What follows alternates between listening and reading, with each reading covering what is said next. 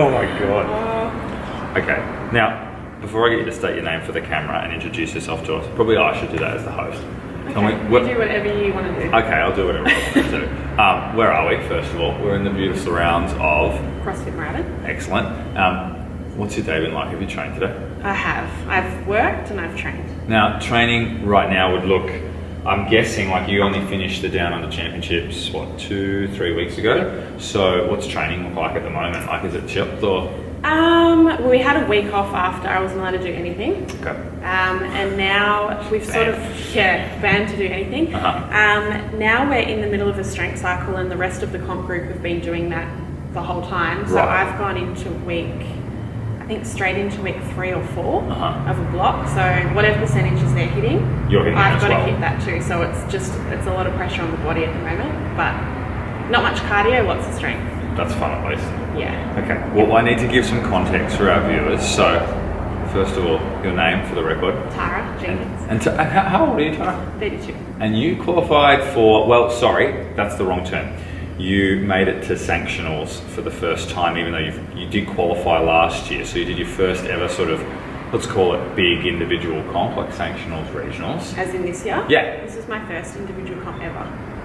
So Like your ever. first ever individual... I've never even done a local comp. That is amazing. Yeah. Did you make a point of that? Was this like, I'm never doing this until I qualify for like an elite CrossFit comp? No, I don't know.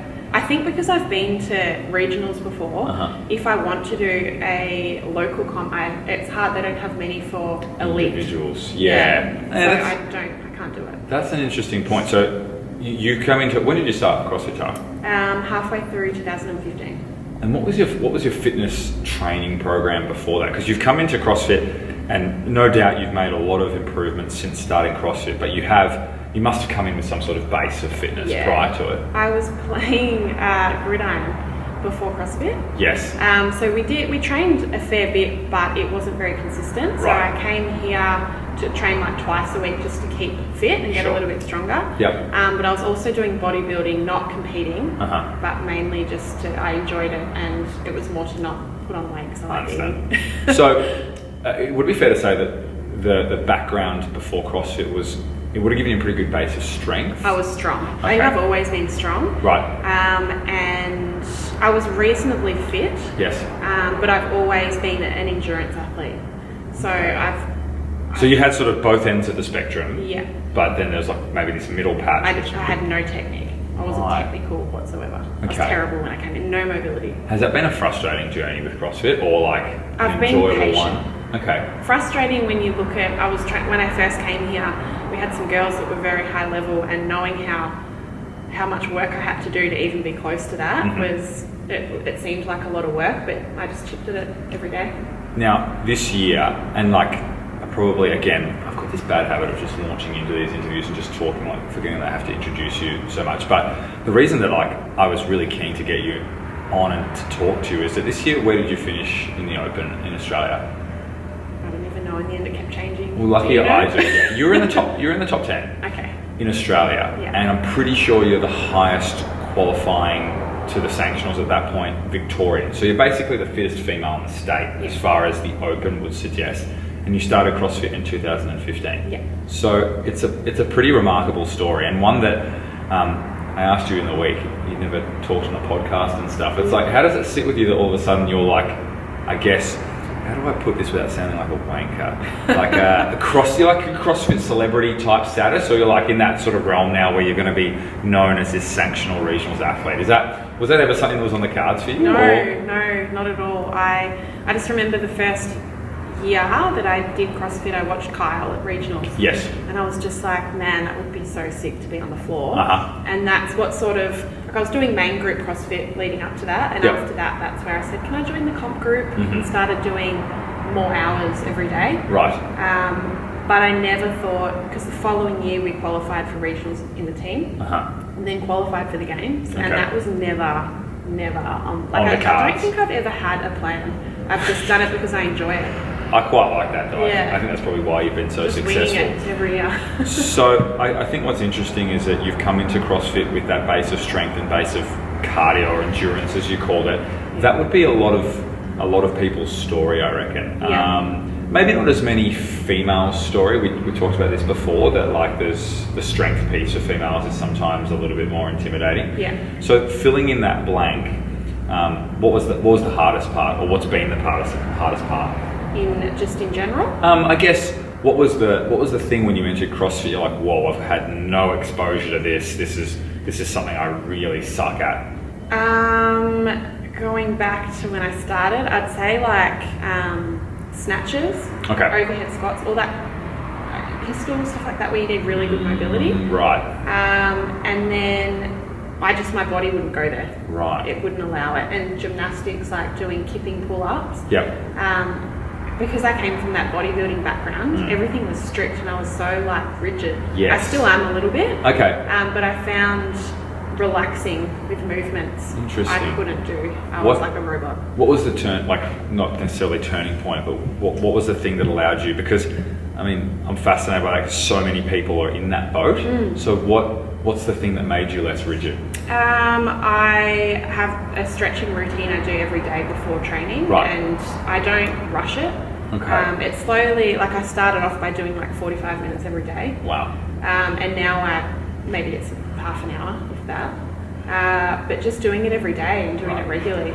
And how much of it is like physical? Like your obviously stretching routine is obviously very much a physical practice to it, but with things like overhead squats, pistols, probably more the gymnastic skills as well, they can get like very frustrating from a mental point of view. Yeah. Did you have to change a bit of mindset there? I used to cry a lot. I still less crying now. Yeah, still a little bit. Okay. And I see lots of people coming through now with the same issue.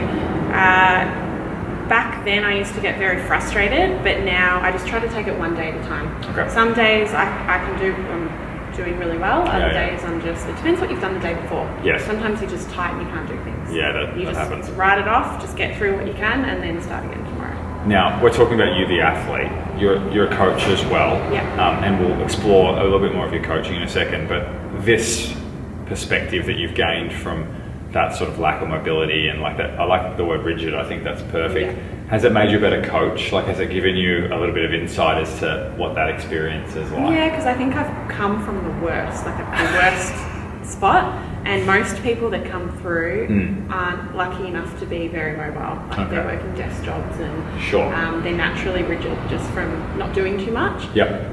So I give them just whatever I did, tell them what I did, and just tell them to be patient. It's not something you can rush. Yeah. That's definitely good advice. Patience. So let's explore you as a coach a little bit more. So you're playing gridiron. Were you in the fitness industry for like as a profession then as well, or was gridiron the main thing? I was, prior to this, I was working in real estate. Okay. I did property management. Up until when? 2013. Okay. And I got into gridiron at that time, and I really enjoyed. So I was doing gridiron in the bodybuilding, and I loved it. Cool. This is the best ever. And I thought, I want to learn it, so I did the course. Yes. And then I started personal training in 2013. What course did you do? I went with So it's just like a cert 3-4, was it? Cert 4. Okay, cert 4. Yeah, and then I did that and quit my full-time job, and then just did basic, like worked in a normal 24-hour gym, did basic stuff, and then did your time as such? Yeah, I did my time, did my 7 days a week and the worst hours ever. Yeah. And then moved around. So I started in Moorabbin and moved around, ended up here. Yep. But I think I've learned the most as a PT and a coach being here from the coaches that are still here and have been here. Sure. Yeah. When did the transition to CrossFit from personal, not just when, but how did it happen in 2015? Well, I joined here in 2015. How did you find CrossFit? You just drove by here and it was just here? Actually, I came here in, I reckon it was 2012. Jeez, that's did a trial. Yeah.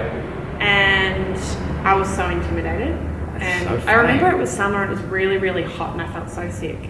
And then I just thought, no, I'm never going to go back there. And then I was thinking about it for a while, and then finally decided to come in, but I was so scared to come back here. The reason I say wow is that I think a lot of people now would look at you and think, how would you be intimidated by a gym environment? Like, I think it's pretty normal for not just girls but guys as well. But especially for here, like you come in the main door and there's nowhere to hide. I actually noticed that when I walked in before. There's no reception. We've got a couch, but the couch is in front of where everyone's lifting. Okay. Have you thought about a rearrangement or? No, I should probably set up. Okay, that's okay. I'll edit this part out. Yeah. No, I guess like I don't think many people looking at what you can do physically and like who you are, how strong you are, could imagine you walking into a CrossFit gym and being intimidated by that. Are you mindful of that now when other people walk into here? And what's the play? Like what do you do for that new person who walks in for the intro with like towel and massive Asics Kayanos? You know, you're just like, what are you doing? Asics, I just say, like, I tell them, yes, it's intimidating. I was scared too when I first come in. Cool. But give yourself a few sessions and you see the same people every day. Right. So, and it helps that we've always got dogs running around. Okay. People feel very calm when there's dogs around. Has there been anyone scared of dogs? Not yet. Not that I've seen. Yeah, no allergies yet either. Okay. But yeah, I just make sure that they're aware that it is intimidating and I get it, and it changes. Like already I'm getting from you, like I like that you mentioned patience a few times, but it feels like you're pretty honest, I can tell, with yourself as an athlete and potentially with your clients as a coach. Is at the end of the 99-minute EMOM. Okay, excellent.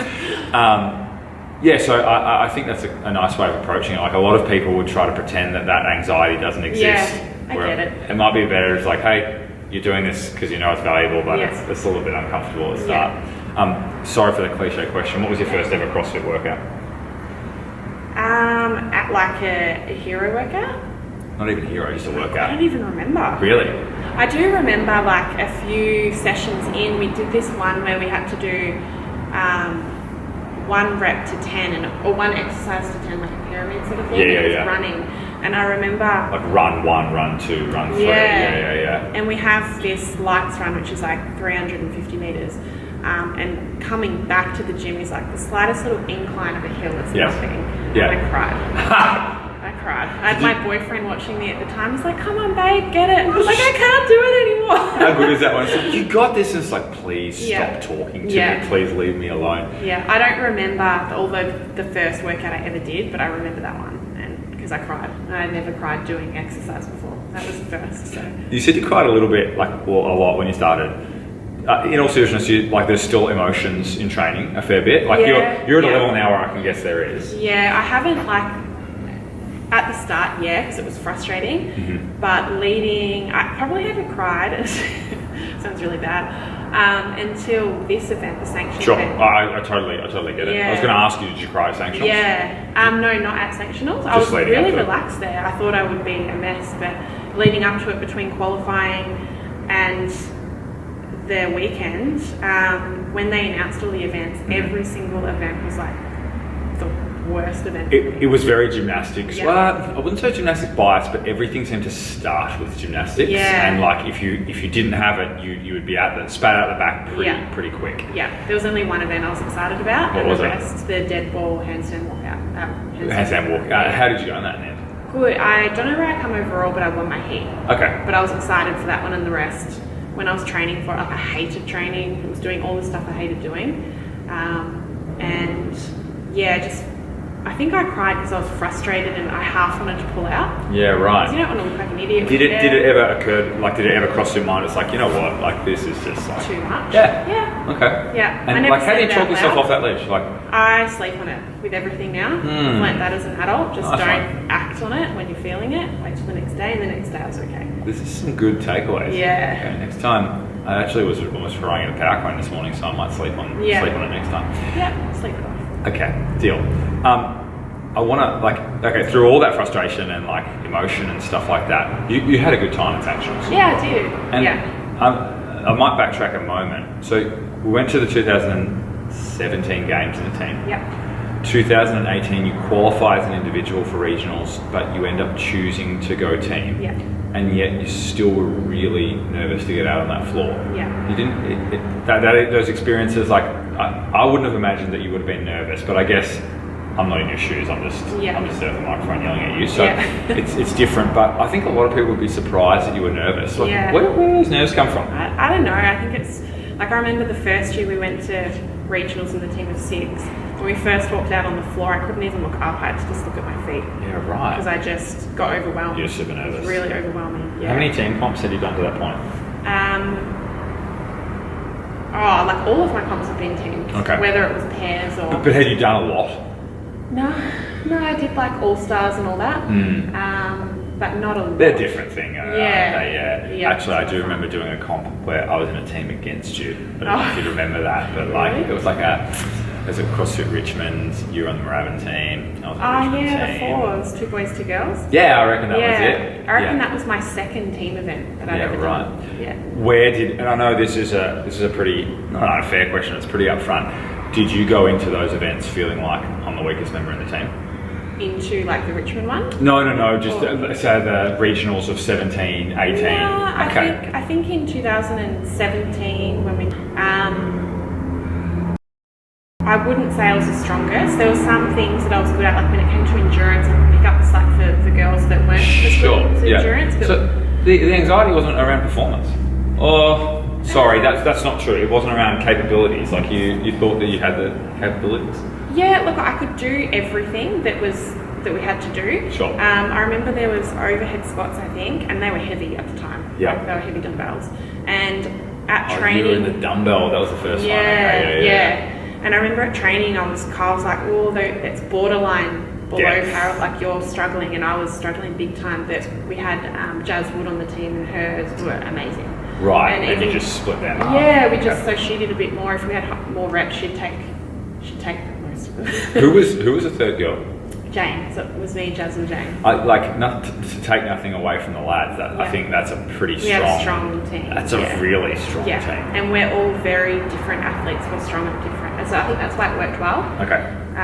We've all got our strengths, and it just worked out really well with the events. Okay. Break it up. So, I was talking to you before. You're already looking at the 2020 season. Yeah. So how do you take like all that anxiety and nerves, and I think I might pull out, and these events haven't gone my way, and I know you got sick in a training camp and stuff, and yet the sanctionals come up and you're already looking at like, okay, which ones can I do? Yeah, I wasn't sure how I'd feel after. Yeah, I would never want to do an individual comp again, or like the girls that I went with. I know some girls and they're like, I never want to do that again. That was horrible. Right. It was just too much, too much pressure they put on themselves. No one's putting pressure on you. Yeah. But also everyone, after talking to other girls, everyone cries at training leading up to it. We're just wrecks. I don't know about the guys. I think guys cry too. Maybe they want to cry, but they don't. I don't know. There's probably like a different version for them or whatever it is. By the way, guys cry. I'm not saying they don't cry, but I'm just... It's fine to cry. Yeah, exactly. So you didn't have, like, what was your immediate, like, you finished that last event. I don't know if you did. I was very relieved. Okay. I was very relieved, and then I wasn't sure how I felt about it. I'm like, did I enjoy the weekend? Did I not? And it was only a few days later I looked back and I thought, no, I did. Like, I didn't cry. Yep. And there was events where I sucked, and I'm like, I just laughed. I'm like, I did the best I could at the time. That's the best I could do. And I didn't die. Definitely didn't die. And then I just thought, like, if that's all those events that were announced were pretty much my weaknesses, I can't get much worse than that. Sure. I can build from that. Okay. So I felt very accomplished after it. That's awesome. Whereas teams, I mean, it's good to celebrate with your team, and if we had, I'd love to do teams. It's fun. It's different. Teams is really fun. Individuals is pressure, but you feel like you get a bit more out of it personally. Okay. Yeah. Well, you're from like the gridiron background. I'm assuming that gave, like, when you come from that team sports background, it's pretty sweet to be able to celebrate as a team. Yeah. Was there many to celebrate with at regionals? I think I did see you walking with your... Yeah, sorry, I keep saying regionals. I mean sanctionals. Yeah. I think I saw, did I see your mum? Was she there? Yeah. I'm pretty sure I saw her walking, like, I saw you walking together like that. Yeah, I gave her my coach's pass. She was pretty happy. Okay, awesome. And how into it is your mum? Like, did she understand it all? Yeah, she gets it. Okay, awesome. So she's been a sports nut forever, and her background's netball, so she's always been into sport. Right. And as a kid, she drove me around everywhere I needed to go to do athletics. Cool. And as an adult, the first couple of years of CrossFit, like she always comes every week to watch me do the open. It's really sure. cute. Okay. But she's really gotten into it since, I'd say, last year. Is she doing CrossFit herself, or she's just into your... She'd love to come here, but she lives too far away. Right, so, okay. Yeah. But she, loves it. That's cool. Gets right into it. Yeah. Hey, I'm just because I'm interested, well off the topic, what was your event at track? I was not that I enjoyed it, but I was very good at 4s and 8s. Oh, God. Yeah. Right. 800 I hated, 400 not too bad. I was just good at them. I didn't really like them, but I was good at them. You know what, 4 and 8, from my minimal sort of track, I mean, I try and do track every now and then. Yeah. They're like horror shows in terms of discomfort. Yeah. Has that helped? Have you got a good mental game? I know that's a hard question, but do you have one? That's probably a strength for me. Yeah. Well, the Open would suggest that. But I think the Open is a lot of mental game. Yeah. And for you to finish what you did this year. Yeah. That's a strong point for sure. Okay. Yeah. Awesome. Okay, so we've explored you as like an athlete and as a coach a little bit. I wouldn't mind asking you a bit more about your coaching though. Yeah. So are you coaching CrossFit here, or are you still coaching group PT? I do group PT, yep. But Metcons, we've got Metcon classes now. So okay. I started up that, and everyone loves it here. So I'm doing half of the sessions. So it's like a conditioning type thing. Lots of no barbell work, just dumbbells and kettlebells, and basically CrossFit without barbells and high skill gymnastics. So and who does that appeal to most? We get a lot of. Sometimes you get a bit niggly and you just want to lay off the barbells. So CrossFitters that just need a bit of a break. Yep. People that want to lose a bit of weight. Sure. The ones wanting to work on their fitness, and then new people that come in, I recommend them to try that first. Okay. Eases them into it. Yeah. And then because I think Metcon's actually harder than CrossFit, like when it comes to fitness. Right. Okay. You're doing 45 minutes of it. And you just don't stop moving type thing. For 45 minutes. Yeah. Do those people often make the transition into CrossFit? Yeah, that's what I'm finding. Okay. Yeah, they do that and then like want to step it up and do CrossFit. How do you find merging I know this is the personality, it's not like you've got split personalities, but you're this elite CrossFitter doing, the high skill gymnastics, and by your own admission, you're strong as all hell. So how does it go sort of guiding people towards that type of training when you know your own training is slightly different, or is that not a problem?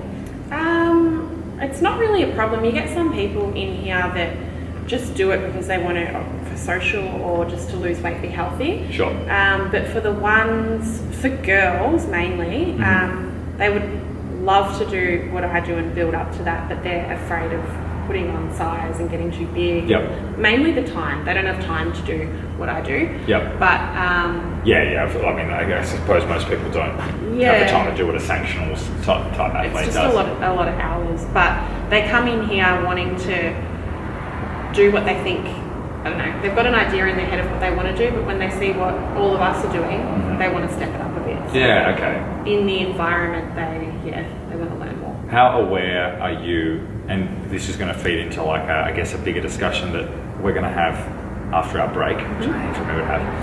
How aware are you that you're being watched and that you are sort of like an inspiration? I know that sounds like a little bit wanky, but it's like that's just the truth of the matter when you're a strong female at a CrossFit affiliate. Like, I'd say normally not aware. Yeah, I'm not surprised to hear that basically. You say you just go about your business and it's fine.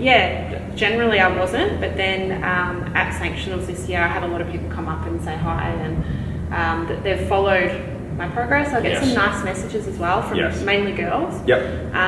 Just with I speak about on social media my issues that I've had, and dealing with depression and all that sort of stuff, and how lifting and CrossFit's helped with that. Okay. And then they share their stories, which is really cool. Yep. So they've sort of just come out of the woodworks more in the last 6 months. That's which cool. Has been really cool. It sits pretty well with you. You're not sort of it's fine. It's good. Because I forget. I just post and I'm like, I don't think anything of it. Look, we're going to take a break here, but I should share with our viewers, when I even asked you if you want to be on this, I could sense you were almost a little bit surprised, sort of, really want to hear from me? It's everyone wants to hear from you. So that's why. All right, we need to hear from our sponsors, and then we're going to hear from Tara about that story that she just referred to.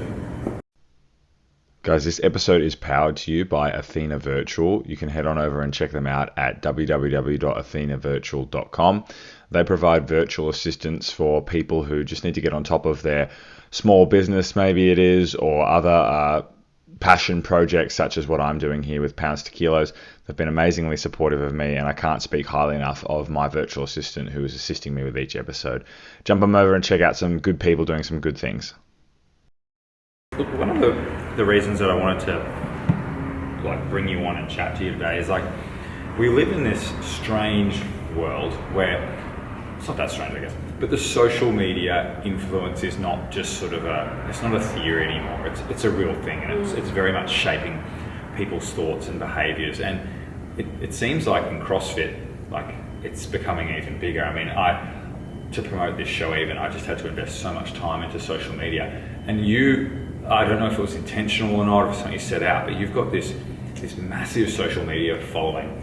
Now, I asked you before about how aware are you of being an inspiration to people in the gym when they walk in to do their session and you're doing your training session. Yeah. How aware have you become of the influence that you have over the 25,000 followers or whatever it is that you have? Yeah. 25,000? Yeah, I don't even know. Okay, I'm pretty sure last time I checked, because I did check in prep. Yeah. So something around there. Yeah. How aware are you of putting up stuff and knowing it'll be viewed by those people? Well, now, since Sanctionals, I'm a little bit more aware. I've always been aware of what I post, as in, I know I'm friends with my mum. Right. And I've got family on there, and everything you put up on the internet is always going to be there. Sure. Hopefully most people have that level of awareness. Yeah. So I'm very careful about how I say things and what I say. Yep. But I don't know, with social media, I've unfollowed a lot of people there's a lot of fakeness about it. Sure. There's a lot of people that portray everything's great and it's not. And I think that's what makes a lot of us sick. So if I'm I'm not going to post if I have a bad day every day. We have lots of bad days. Sure. But I think it's important to be real. And since putting that out there more, I get a lot of feedback on that. Get a better response. And it's never negative. It's always, people are relating to that. And then I'm more inclined to put up, I've got all these videos from Wollongong, fails. Awesome. And you only see that people put up their good stuff of them killing it. Yeah, of course. And there were so many things I failed on. And in the run, swim, run, I had a girl that's in the Navy that used to come here. And thank God she was there. She ran alongside me. Right. Well, I was dying when I got out of the water. Did you battle in that event? Did you? I was dead. Because we had to run in the soft sand. Yeah, I'm a better swimmer now. Okay. But when I got out of the water, I had nothing. Right. Zero energy. And I'm a good runner. Yeah. And my quads felt like they just doubled in size and I could not lift them. Yeah. So I would run a bit and then I saw her and she was running alongside me. And I just kept walking. I could not run. I was running, walking. And she videoed it, not because of that. She was just videoing me because I don't know. She's just videoing you, yeah. That's what happens at Sanctionals, you get videos. People don't see that unless you're there. So did you post that, did you? No, I haven't, but I want to put together some videos of what actually happened. Rope climbs that I just fell from. I just was failing, I was so exhausted. When did that hit you that it's hey, this is important that people actually see? That hit me a while ago because I got feedback on that. Okay. Talk to me about that. Who gave you feedback on that? No one I know personally, just people through Instagram. Right. Okay. Yeah. But then again, some people here at the gym say that it's good because they got their own little goals that they struggle with. Sure. And even when they might look at someone like me that's training 3-4 hours a day, and I've got it all together. I don't have good days every day. Yeah. It's normal to have crappy days. Shit days. Yeah. So you said people reached out to you at Sanctionals, and particularly it was it tended to be female athletes or female CrossFitters. Also females. Okay, and what are they reaching out to you with a lot of the time? It's always just it's more like a girl power thing. Yeah. They reach out not to tell their story, but just say that really hit me. Yeah. I've been very similar. I've got a similar backstory, and you helped me through that. Talk to me about that backstory a little bit. I've got a few backstories. Okay. But choose one. Choose any. We'll just say the most basic one is my struggle that I've had since I was 19 with dealing with depression. Okay. I went on meds and I've been on and off meds, and I hate them. I really don't like them. I don't think they're good. And I haven't been on for years and years, but training before CrossFit, bodybuilding was what helped me. Sure. And now CrossFit's great for that. Yeah. But I did an article for LE Gear, which is like a military company. Yeah, right. And obviously a lot of military personnel have issues with mental health. Yep. And I had a lot of people reach out to me from there because they posted an article. So that's probably where I get the most feedback. Yeah, and it's never negative. It's just like, thank you. Thanks for sharing. I'm not alone. Yeah, okay. That's I suppose that's a big takeaway. It's like you just let people know that this is a thing that's happening to somebody else, not just them. Yeah. I wanted to talk to you also about, like, we were discussing, and I was discussing it with a friend who's also been on the show before. Like, CrossFit has reshaped female body image a fair bit.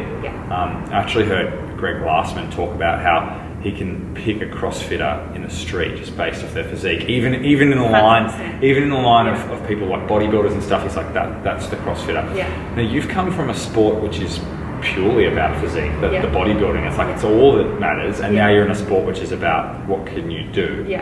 And the physique is a byproduct. How does it change your view on your own body then? Because I'm guessing you had to assess it all the time back in bodybuilding days. Well, I never competed, so I was never on that strict diet. Okay, right. But I did bodybuilding because I liked the way it changed your body and shaped it. You could shape it depending on what you do. Okay.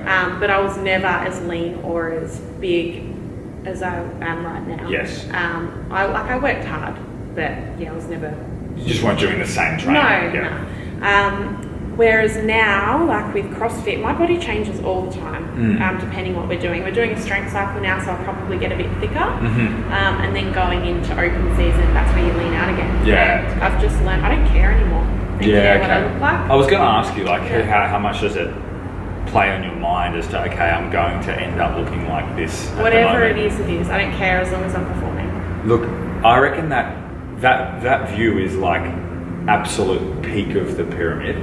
How did you get there? Like, what's the secret of that? It's taken a lot, because people say little things like, I remember my mum said not too long ago, "Oh, your neck's getting thick," and I'm like, "What?" All the jiu-jitsu people are like, and I'm like, should I be offended? And I'm like, no, handstand push-ups. You need a strong neck to be able to support That's a good point. Your body weight.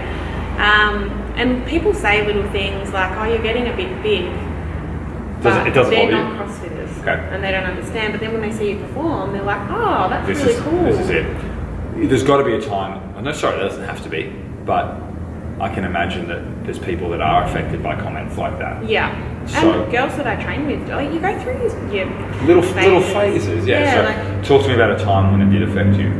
Look, it does every now and then. If I don't go out much drinking. Obviously because we're training, but if I go out with CrossFitters, no problem. But if I'm going out with, just say, friends that don't train, and you're going to a normal club or a bar, I feel huge. And everyone stares, and I tend to wear jackets a lot. Because as soon as I take it off, people just talk about you. And that is just like, it doesn't stop me, it doesn't make me want to stop, but I'd rather just not be talked about. The contrast. Have you ever found yourself in a position confrontational with someone about that? I've had guys ask me for an arm wrestle.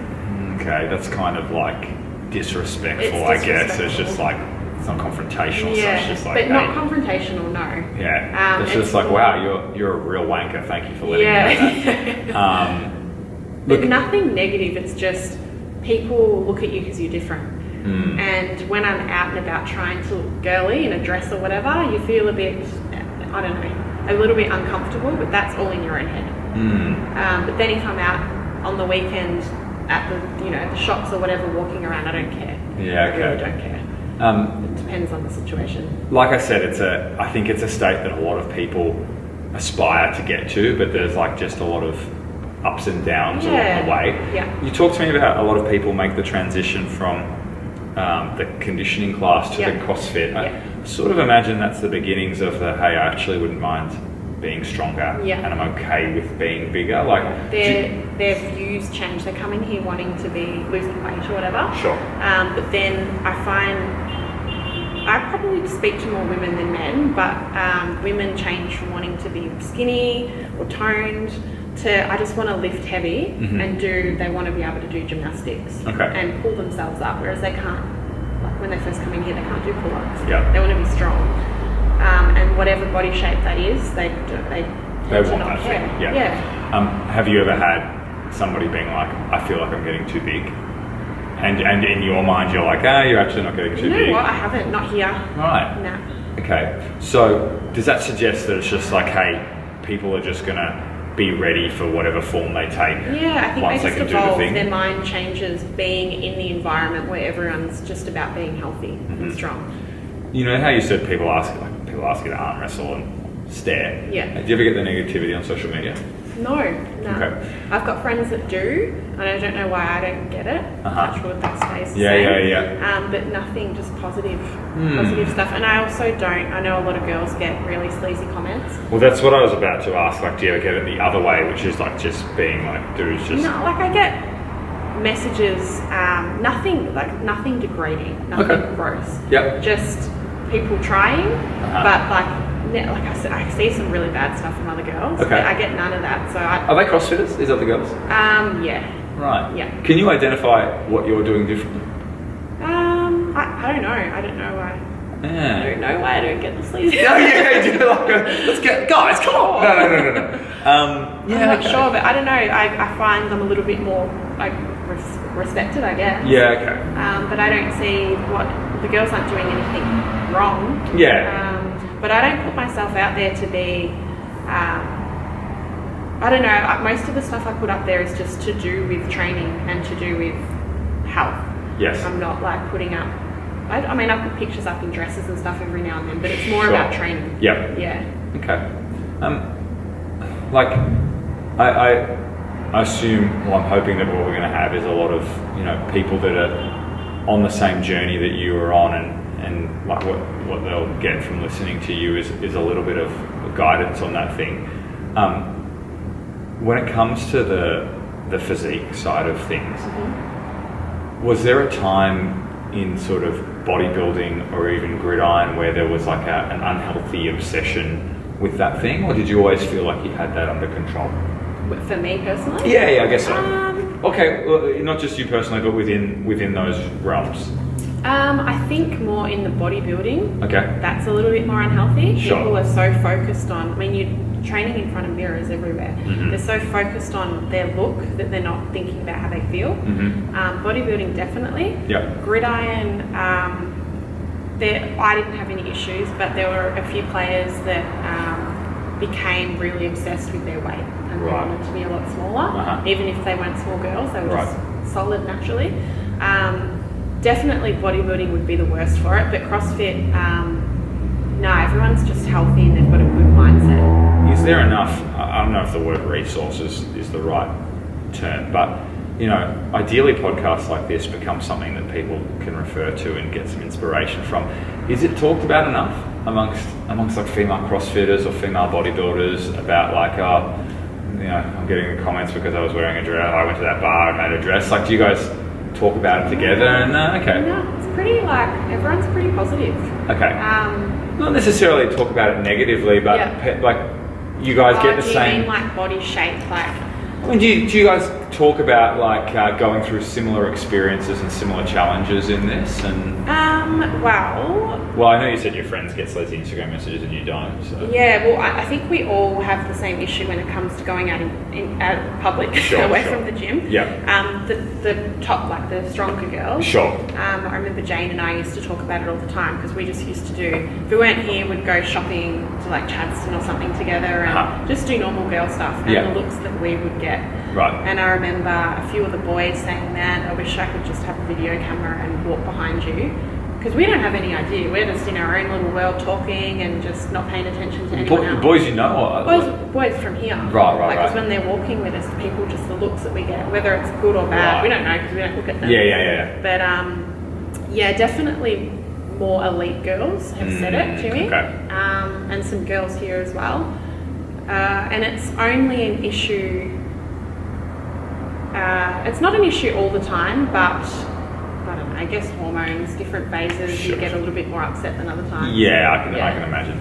I don't think I'm the one for the answer, but is it as simple as like if female CrossFitters just keep kicking ass, eventually the tide will turn. 100%. Have you seen a change between 2015 and now? With people's view on body image? Yeah, maybe. Yeah. When I first started PTing, everyone wanted to just be stick thin and have a thigh gap. Mm-hmm. Now girls want to be strong. A thigh gap. Oh, thigh gap, right. That come in and they just want to be toned and thin and thigh gap. And now the girls that come in, even if they don't want to do CrossFit, if they're just PTing, it's different. They all want a butt. Okay. They want a little waist, but they want a butt. They want bigger legs, and they want shoulders. They want what you would get from squatting, deadlifting, and pressing. Yeah, like compound movements. So what would you say as a final thing to somebody who does come into this space, and I don't know, from what you've told me, it sounds like unlikely they'd be in this space. Yeah. But if they come in and like, hey, I want toned and I want a thigh gap, like, are you... I would question them on their thought process. Okay. If they, like, I do get people that come in and they're just like, I just want to be skinny, and I ask them why, and if there was a celebrity that they look up to and think has got a nice physique, who would it be? You can tell a lot. And So is the answer then to change their, like, hey, you should want something else, or do you just sort of... Trying to understand why. Okay. Yeah. And how deep do you have to, like, do you find yourself digging, like... No, it doesn't take that long. Okay. Yeah, it doesn't take too long to figure out a girl. Right. They'll change their mind pretty quickly. Hey, we won't, like, everything you said, like, I can't wait for people to hear this, I think it's gold, but you train men as well. Yeah.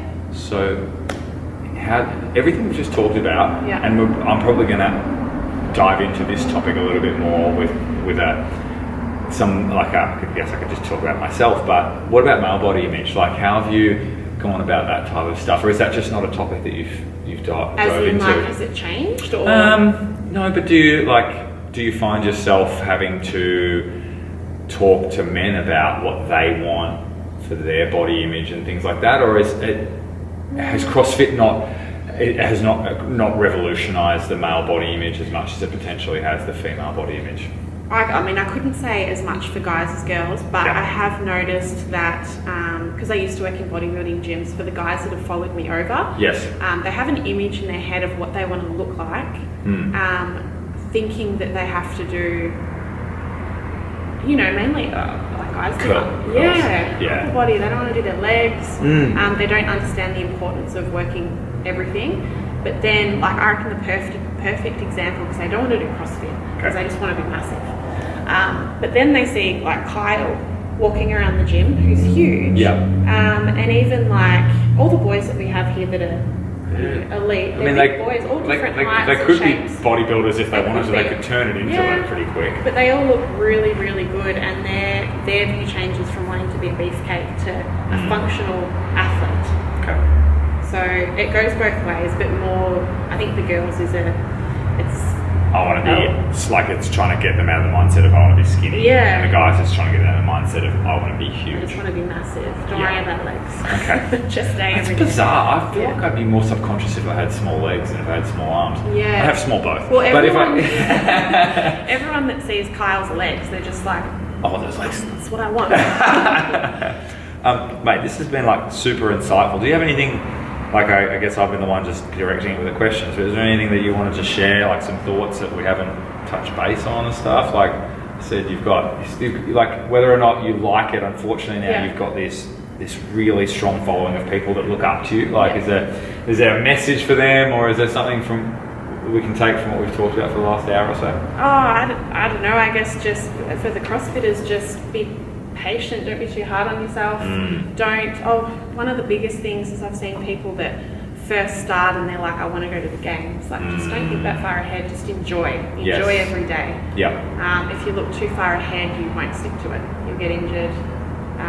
Enjoy the company that you're training in. There's good people at every gym. If you enjoy every day, you'll stick to it. If you look too far ahead and you don't get there when you want to get there, that's what's going to really defeat you.